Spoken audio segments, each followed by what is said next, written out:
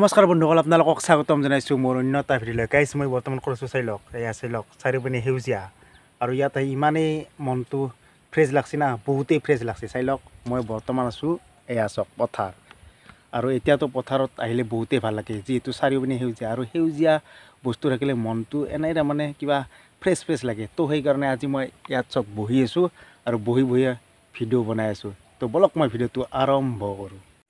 Guys মানে কথা হ'ল কি জানে না, ঘৰত যেন মই ভিডিঅ' কৰা নাই, কাৰণটো হ'ল মানে ঘৰত হাই হট্টগোল হৈ থাকে। তো সেইকাৰণে ভিডিঅ' এডিট কৰা বা ভিডিঅ' ভইচ অভাৰ কৰবা বহুতেই ডিষ্টাৰ্ব হয়। তো সেইকাৰণে পথাৰত যোৱা ৰাস্তাতে এনেকৈ বহি কিনে ইয়াত ভিডিঅ' কৰি আছোঁ। এতিয়া ইয়াত চাওক চাৰিওপিনে সেউজীয়া না, এই ঢেকীয়াৰ পাত, আৰু ইপিনে চাওক এয়া ধান, চাৰিওপিনে ধান সেউজীয়া, আৰু এয়া বাঁহগছ, আৰু তাৰপিছত মই আৰু এতিয়া কোনেও নাই, আৰু চৰাই চিৰিকটি পিটকৈ মাতি আছে। আৰু তো গাইজ মই ইয়াত অহাৰ কাৰণটো ক'লোঁ, আৰু আপোনালোকক মই কিছুমান কথা ক'ব আছে আপোনালোকক কোৱা নাই। মানে গাইজ 45 দিন ধৰি মই ভিডিঅ' দিয়া নাই, কাৰণ ঘৰত মানে বহুত অসুবিধাৰ সন্মুখীন হৈছোঁ গাইজ। সেইকাৰণে 45 দিন মই ভিডিঅ' দিব পৰা নাই। বহুতে সুধি আছে কি কাৰণে ভিডিঅ' পোৱা নাই। তো বহুত ঘৰত অসুবিধাৰ সন্মুখীন হৈছিলোঁ। চ' গাইজ আপোনালোকক কি কাৰণে দিয়া নাই ভিডিঅ' গোটেইখিনি কথা ক'ম।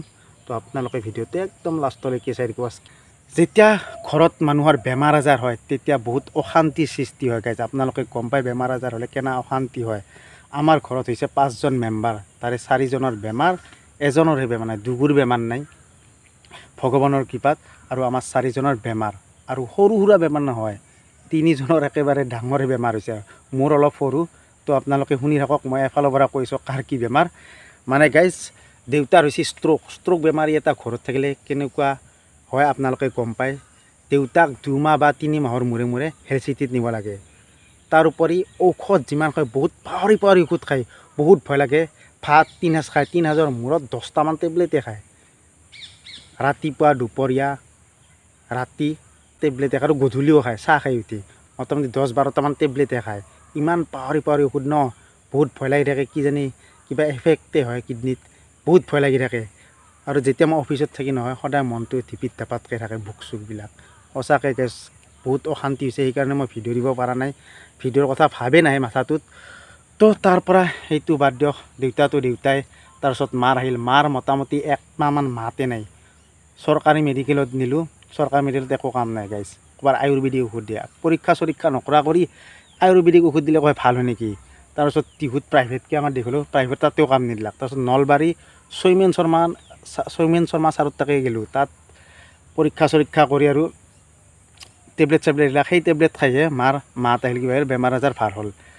তাৰ পৰা আহিল মাৰ বেমাৰ ভাল হ'ল। তাৰপিছত তিৰিৰ আহিল, তিৰিৰো সেই একেই 6180 টকাত টেবলেটে দিছে। আৰু প্ৰাইভেটত গ'লোঁ, প্ৰাইভেটত আৰু চব পৰীক্ষা কৰা গ'ল। গোটেই পৰীক্ষা কৰাৰ পিছত চব নৰ্মেল আছে, কিন্তু ভিটামিন তাৰমানে দেহাত চব কমি গৈছে। মানে হিমোগ্ল'বিন 6 পইণ্ট কিবা আছিল। আৰু তো সেইকাৰণে মই ভিডিঅ' দিব পৰা নাছিলোঁ।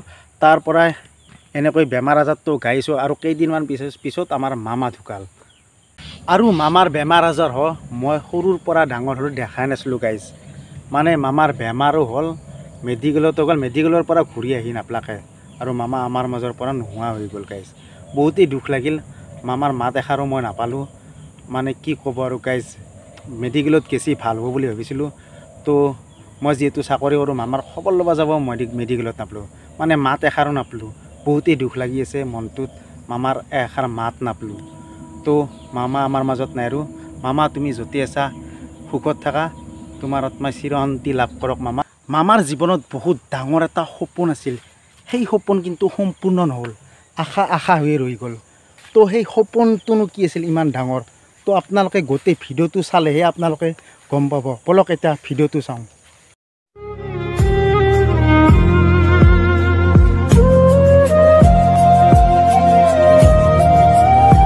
গাইজ মামাৰ হৈছে আজি শুকুন্দি চলি আছে গাইজ। মামাৰ যি মৃত্যু হৈছে সেইটো মনত মানি ল'ব পৰা নাই, কাৰণ মামাৰ হঠাৎ মৃত্যু হ'ল, সেইকাৰণে মনটোত মানি ল'ব পৰা নাই। আৰু যাৰ যিমান দিন আয়ুস লৈছে এই পৃথিৱীত সিমান দিনেই বাচি থাকিব পাৰিব, আৰু তাৰে ওপৰত কোনেও বাচি থাকিব নোৱাৰে।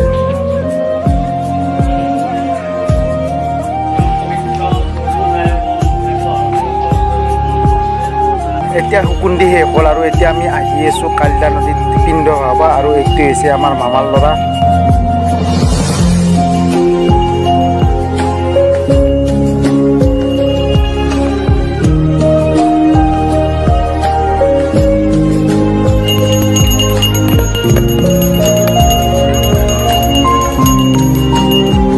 গাইজ এইটো হৈছে কালিজা নদী আৰু এই কালিজা নদীতে মামাৰ পিণ্ডটো ভাই দিলাক।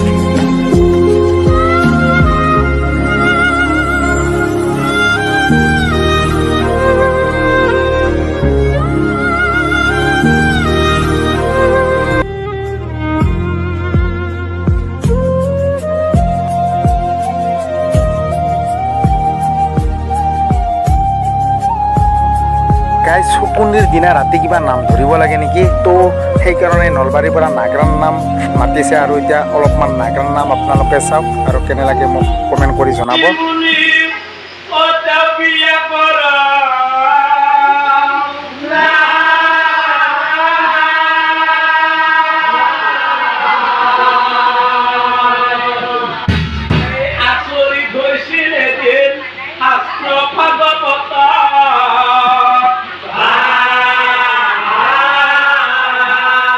এতিয়া মামাক শ্ৰদ্ধাঞ্জলি জনাইছে ঘৰৰ সকলো সদস্য আৰু লগতে গাঁৱৰ মানুহেও মামাক শ্ৰদ্ধাঞ্জলি জনাইছে।